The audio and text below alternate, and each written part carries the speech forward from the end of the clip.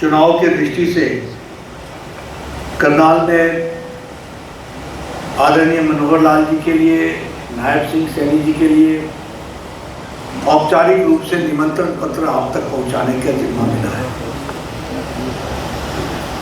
और मैं आप सबको वो बड़ी भारी मार्जिन से वो विजयश्री हो और दोनों सीटें आप जिताकर इनको भेजें, यह अपील मैं सबसे पहले आप सबसे करता हूं।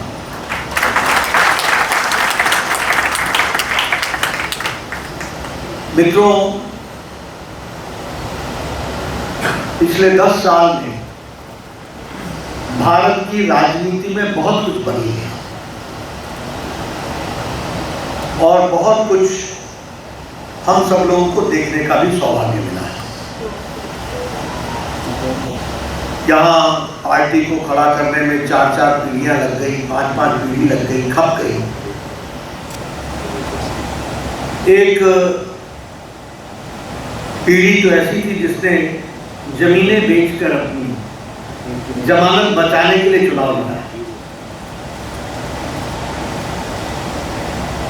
कुछ पीढ़ियों ने संघर्ष में अपने आप को गुजार दिया और आज हम सब लोग सौभाग्यशाली हैं कि हम उस पल के चश्मदीद गवाह हैं जब भारतीय जनता पार्टी एक विशाल रूप में दुनिया की सबसे बड़ी पार्टी बन गई और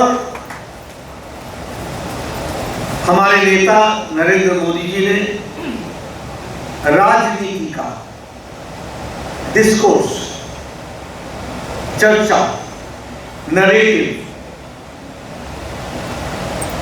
संस्कृति, कार्यशैली, रंग ढंग, चाल चरित्र सबको बदलना, सब कुछ बदल गया और यह भी हम लोगों ने अपनी आंखों के सामने होते हुए देखा है।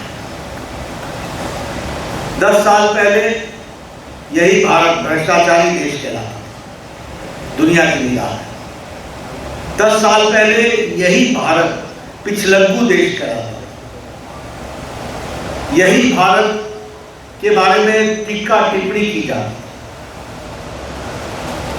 आज मोदी जी के नेतृत्व में भारत को दुनिया इज्जत के साथ और अग्रगणी देशों में देखती है। ये भी 10 साल पहले हम एक तरीके से कहें तो भारत का साधारण मनुष्य, साधारण नागरिक, साधारण मानवीय एक निराशा के जीवन में था, उदासीन था। राजनीति से कुछ नहीं बदलने वाला, ये तो ऐसे ही चलेगा, सब एक ही जैसे हैं, कुछ बदलने वाला नहीं है, चलो वोट दे देते हैं, देखते हैं क्या होगा। एक उदासीन मानसिकता से हम गुजर रहे हैं।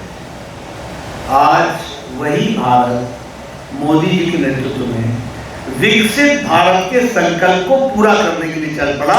ये भी साधारण व्यक्ति समझता है कि हाँ, हम विकसित भारत होंगे, ये उसमें कॉन्फिडेंस आ गया, ये उसमें हौसला आ गया, ये उसमें ताकत आ गई। और इसीलिए मैं हमेशा कहता हूं कि बदलता परिदृश्य, इसको हमको पहचानना चाहिए। एक समय में पॉलिटिक्स क्या होती थी? जाति की, धर्म की, इलाके की, भाई को भाई से लड़ाओ, जाति को जाति से लड़ाओ, धर्म को धर्म से लड़ाओ, इलाके को इलाके से लड़ाओ और फूट करो, राज करो, ये संस्कृति। आज मोदी जी के नेतृत्व में सबका साथ, सबका विकास, सबका विश्वास, सबका प्रयास और सबके प्रयास से विकासवाद की राजनीति चल पड़ी। विकासवाद, पॉलिटिक्स ऑफ डेवलपमेंट, सबको साथ लेकर के और पॉलिटिक्स ऑफ डेवलपमेंट के माध्यम से हमने, मोदी जी ने देश को ताकत दी। ये भी हम सब एक दो बातें और बताना था। पहले जो गवर्नेंस था वो अनअकाउंटेबल था। आज जो नेतृत्व है वो अकाउंटेबल है। आज रिपोर्ट कार्ड की राजनीति हो। मनोहर जी खड़े होंगे तो गिनाएंगे कितने हाईवे बनाए, कितना स्कूल बनाए, कितने कॉलेज बनाए, कौन सी रेलवे लाइन चौड़ी की, कौन सी इलेक्ट्रिफिकेशन किया, कौन नई गाड़ी चलाई, कौन क्या काम किया। सैनी जी आएंगे तो वो भी अपना रिपोर्ट कार्ड रखेंगे। कभी आपने 10 साल पहले किसी को रिपोर्ट कार्ड रखते हुए देखा है क्या? कभी मैनिफेस्टो को किसी ने सीरियसली लिया था क्या?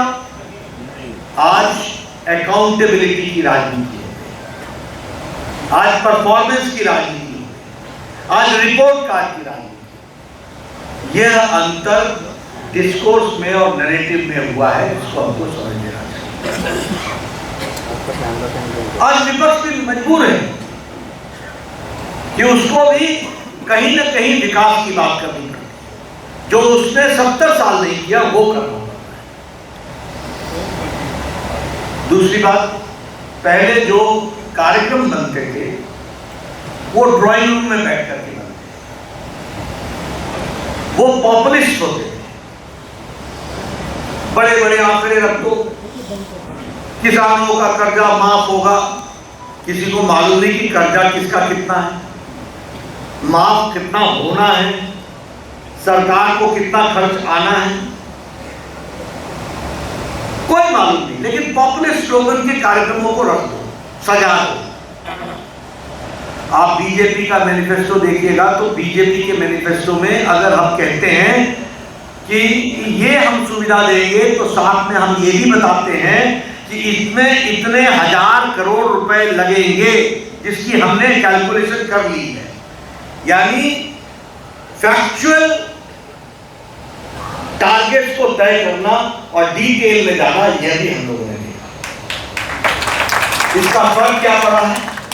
इसका फर्क ये पड़ा है कि आज लास्ट माइल डिलीवरी, अंतिम व्यक्ति तक, जिसको आप लाभार्थी बोलते हो, जिसको आप बेनिफिशियरी बोलते हो, वह आज मोदी जी के राज में बिना सिफारिश के उस तक लाभ पहुंच रहा है।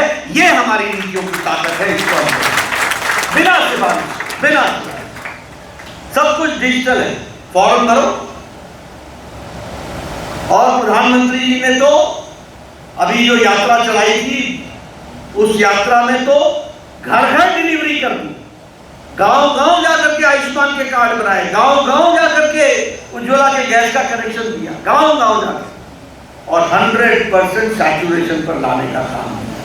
लास्ट माइल डिलीवरी, ये आज प्रधानमंत्री मोदी जी की संगठनात्मक और प्रशासनिक ताकत को दिखाता है और दर्शाता है। और इसीलिए आज सारी चीजों में एक फर्क आया है।